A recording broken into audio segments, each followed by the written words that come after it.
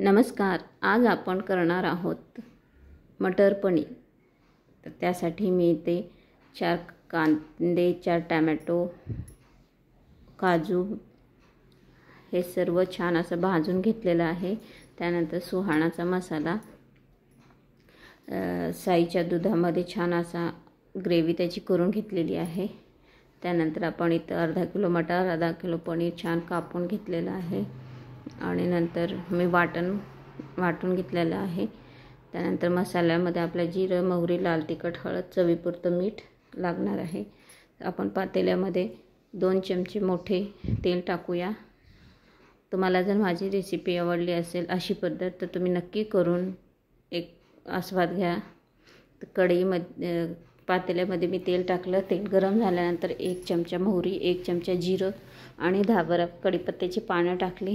ते चांगलं तडतडल्यानंतर आपण वाटण केलेलं टाकूया त्यामध्ये आणि वाटण छान असं परतून घेऊ जोपर्यंत ते तेल सोडणार नाही. हे मी 10-15 माणसांसाठी भाजी केली होती आणि मी नेहमी अशीच करते. तुम्हाला जर ही पद्धत आवडली असेल तर लाईक करा, शेअर करा आणि असेच माझ्या चॅनलवर रेसिपी, माझे व्हिडिओ पाहण्यासाठी चॅनलला सबस्क्राईब करा. बेल आयकॉन दाबायला विसरू नका.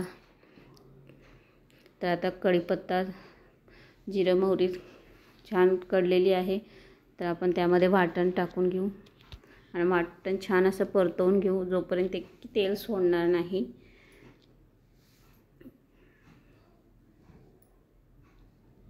त्यानंतर आपण त्यामध्ये मसाले टाकून घेऊ. अर्धा चमचा हळद आणि मी 3.5 चमचे लाल तिखट टाकलं होतं. तुमच्या आवडीनुसार तुम्ही कमी जास्त करू शकता. हे पहा असं हेही छान परतवून घ्यायचं आहे. ह्या चमच्याने टाकले मी.